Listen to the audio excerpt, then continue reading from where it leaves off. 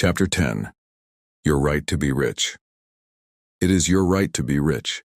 You are here to lead the abundant life and be happy, radiant, and free. You should therefore have all the money you need to lead a full, happy, and prosperous life. You are here to grow, expand, and unfold spiritually, mentally, and materially. You have the inalienable right to fully develop and express yourself along all lines. You should surround yourself with beauty and luxury. Why be satisfied with just enough to go around when you can enjoy the riches of your subconscious mind?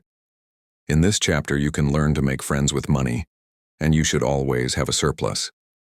Your desire to be rich is a desire for a fuller, happier, more wonderful life. It is a cosmic urge. It is not only good, but also very good. Money is a symbol. Money is a symbol of exchange. It means to you not only freedom from want, but beauty, luxury, abundance, and refinement. It is merely a symbol of the economic health of the nation. When your blood is circulating freely in your body, you are healthy. When money is circulating freely in your life, you are economically healthy. When people begin to hoard money, to put it away in tin boxes, and become charged with fear, there is economic illness. Money has taken many forms as a medium of exchange down through the centuries, such as salt, beads, and trinkets of various kinds. In early times, a man's wealth was determined by the number of sheep and oxen he had.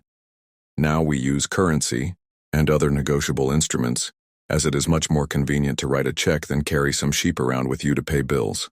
How to walk the royal road to riches. Knowledge of the powers of your subconscious mind is the means to the royal road to riches of all kinds, spiritual, mental, or financial. The student of the laws of mind believes and knows definitely that regardless of economic situations, stock market fluctuation, depression, strikes, war, other conditions or circumstances, he will always be amply supplied, regardless of what form money takes. The reason for this is that he has conveyed the idea of wealth to his subconscious mind, and it keeps him supplied wherever he may be. He has convinced himself in his mind that money is forever flowing freely in his life, and that there is always a wonderful surplus. Should there be a financial collapse of government tomorrow and all the man's present holdings become valueless, as the German marks did after the First World War, he would still attract wealth and be cared for, regardless of the form the new currency took. Why you do not have more money? As you read this chapter, you are probably saying, I am worthy of a higher salary than I am receiving. I believe most people are inadequately compensated. One of the causes many people does not have more money is that they are silently or openly condemning it. They refer to money as filthy lucre, or the love of money is the root of all evil. Another reason they do not prosper is that they have a sneaky subconscious feeling there is some virtue in poverty. This subconscious pattern may be due to early childhood training, superstition, or it could be based on a false interpretation of scriptures. Money and a balanced life. One time a man said to me, I am broke. I do not like money. It is the root of all evil. These statements represent a confused, neurotic mind. Love of money to the exclusion of everything else will cause you to become lopsided and unbalanced. You are here to use your power or authority wisely. Some men crave power, others crave money. If you set your heart on money exclusively and say, money is all I want, I am going to give all my attention to amassing money. Nothing else matters. You can get money and attain a fortune, but you have forgotten that you are here to lead a balanced life. You must also satisfy the hunger for peace of mind, harmony, love, joy, and perfect health. By making money your sole aim, you simply made a wrong choice. You thought that was all you wanted, but you found after all your efforts that it was not only the money you needed. You also desired true expression of your hidden talents, true place in life, beauty, and the joy of contributing to the welfare and success of others. By learning the laws of your subconscious mind, you could have $1 million or many millions, if you wanted them, and still have peace of mind, harmony, perfect health, and perfect expression. Poverty is a mental disease. There is no virtue in poverty. It is a disease like any other mental disease. If you were physically ill, you would think there was something wrong with you. You would seek help and do something about the condition at once. Likewise, If you do not have money constantly circulating in your life, there is something radically wrong with you. The urge of the life principle in you is toward growth, expansion, and the life more abundant. You are not here to live in a hovel, dress in rags, and go hungry. You should be happy, prosperous, and successful. Why you must never criticize money. Cleanse your mind of all weird and superstitious beliefs about money. Do not ever regard money as evil or filthy. If you do, you cause it to take wings and fly away from you. Remember that you lose what you condemn. You cannot attract what you criticize. Getting the right attitude toward money. Here is a simple technique you may use to multiply money in your experience. Use the following statement several times a day. I like money, I love it. I use it wisely, constructively, and judiciously. Money is constantly circulating in my life. I release it with joy, and it returns to me multiplied in a wonderful way. It is good and very good. Money flows to me in avalanches of abundance. I use it for good only, and I am grateful for my good and for the riches of my mind. How the scientific thinker looks at money. Suppose, for example, you found gold, silver, lead, copper, or iron in the ground. Would you pronounce these things evil? All evil comes from man's darkened understanding, from his ignorance, from his false interpretation of life, and from his misuse of his subconscious mind. Uranium, lead, or some other metal could have been used as a medium of exchange. We use paper bills, checks, nickel, and silver. Surely these are not evil. Physicists and chemists know today that the only difference between one metal and another is the number and rate of motion of electrons revolving around a central nucleus. They can now change one metal into another through a bombardment of the atoms in the powerful cyclotron. Gold under certain conditions becomes mercury. I believe that our modern scientists in the near future will be able to make gold, silver, and other metals synthetically in the chemical laboratory. The cost may be prohibitive now, but it can be done. I cannot imagine any intelligent person seeing anything evil in electrons, neutrons, protons, and isotopes. The piece of paper in your pocket is composed of atoms and molecules, with their electrons and protons arranged differently. Their number and rate of motion are different. That is the only way the paper differs from the silver in your pocket. How to attract the money you need. Many years ago, I met a young boy in Australia who wanted to become a physician and surgeon, but he had no money. I explained to him how a seed deposited in the soil attracts to itself everything necessary for its unfolding, and that all he had to do was to take a lesson from the seed and deposit the required idea in his subconscious mind. For expenses, this young, brilliant boy used to clean out doctors' offices, wash windows, and do odd repair jobs. He told me that every night, as he went to sleep, he used to picture in his mind's eye a medical diploma on a wall with his name on it in big, bold letters. He used to clean and shine the framed diplomas in the medical building where he worked. It was not hard for him to engrave the image of a diploma in his mind and develop it there. Definite results followed as he persisted with his mental picture every night for about 4 months. The sequel of this story was very interesting. One of the doctors took a great liking to this young boy, and after training him in the art of sterilizing instruments, giving hypodermic injections, and other miscellaneous first aid work, he employed him as a technical assistant in his office. The doctor later sent him to medical school at his own expense. Today, this young man is a prominent medical doctor in Montreal, Canada. He discovered the law of attraction by using his subconscious mind the right way. He operated an age-old law which says, having seen the end, you have willed the means to the realization of the end. The end in this case was to become a medical doctor.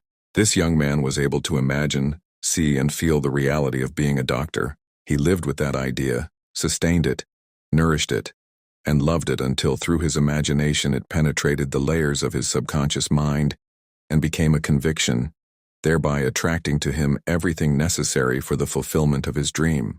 Why some men do not get a raise in pay. If you are working in a large organization, and you are silently thinking of and resenting the fact you are underpaid, that you are not appreciated, and that you deserve more money and greater recognition, you are subconsciously severing your ties with that organization. You are setting a law in motion, and the superintendent or manager will say to you, "We have to let you go." Actually, you dismissed yourself. The manager was simply the instrument through which your own negative mental state was confirmed. It was an example of the law of action and reaction. The action was your thought, and the reaction was the response of your subconscious mind. Obstacles and impediments on the pathway to riches. I am sure you have heard men say, "That fellow has a racket. He is a racketeer. He is getting money dishonestly. He is a faker. I knew him when he had nothing. He is a crook, a thief, and a swindler." If you analyze the man who talks like that, you discover he is usually in want or suffering from some financial or physical illness. Perhaps his former college friends went up the ladder of success and excelled him. Now he is bitter and envious of their progress. In many instances, this is the cause of his downfall. Thinking negatively of these classmates and condemning their wealth causes the wealth and prosperity he is praying for to vanish and flee away. He is condemning the thing he is praying for. He is praying two ways. On the one hand, he is saying, "Wealth is flowing to me now." And in the next breath, silently or audibly, he is saying, "I resent that fellow's wealth." Always make it a special point to rejoice in the wealth of the other person. Protect your investments. If you are seeking wisdom regarding investments, or if you are worried about your stocks or bonds, quietly claim, "Infinite intelligence governs and watches over all my financial transactions, and whatsoever I do shall prosper." Do this frequently, and you will find that your investments will be wise. Moreover, you will be protected from loss, as you will be prompted to sell your securities or holdings before any loss accrues to you. You cannot get something for nothing. In large stores, the management employs store detectives to prevent people from stealing. They catch a number of people every day trying to get something for nothing. All such people are living in the mental atmosphere of lack and limitation, and are stealing from themselves peace, harmony, faith, honesty, integrity, goodwill, and confidence. Furthermore, they are attracting to themselves all manner of loss, such as loss of character, prestige, social status, and peace of mind. These people lack faith in the source of supply and the understanding of how their minds work. If they would mentally call on the powers of their subconscious mind and claim that they are guided to their true expression, they would find work and constant supply. Then by honesty, integrity, and perseverance, they would become a credit to themselves and to society at large. Your constant supply of money, recognizing the powers of your subconscious mind, and the creative power of your thought or mental image, is the way to opulence, freedom, and constant supply. Accept the abundant life in your own mind. Your mental acceptance and expectancy of wealth has its own mathematics and mechanics of expression. As you enter into the mood of opulence, all things necessary for the abundant life will come to pass. Let this be your daily affirmation. Write it in your heart. I am one with the infinite riches of my subconscious mind. It is my right to be rich, happy, and successful. Money flows to me freely, copiously, and endlessly. I am forever conscious of my true worth. I give of my talents freely, and I am wonderfully blessed financially. It is wonderful. Step up this way to riches. 1. Be bold enough to claim that it is your right to be rich, and your deeper mind will honor your claim. 2. You don't want just enough to go around. You want all the money you need to do all the things you want to do and when you want to do them. Get acquainted with the riches of your subconscious mind. 3. When money is circulating freely in your life, you are economically healthy. Look at money like the tide and you will always have plenty of it. The ebb and flow of the tide is constant.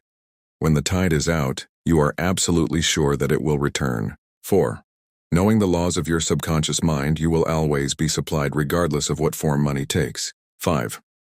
One reason many people simply make ends meet and never have enough money is that they condemn money. What you condemn takes wings and flies away. 6. Do not make a god of money. It is only a symbol. Remember that the real riches are in your mind.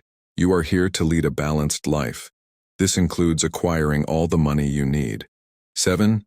Don't make money your sole aim. Claim wealth, happiness, peace, true expression, and love, and personally radiate love and goodwill to all.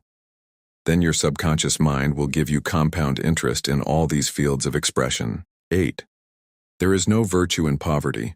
It is a disease of the mind. and you should heal yourself of this mental conflict or malady at once. 9. You're not here to live in a hovel, to dress in rags, or to go hungry. You are here to lead the life more abundant. 10. Never use the terms filthy lucre or I despise money. You lose what you criticize.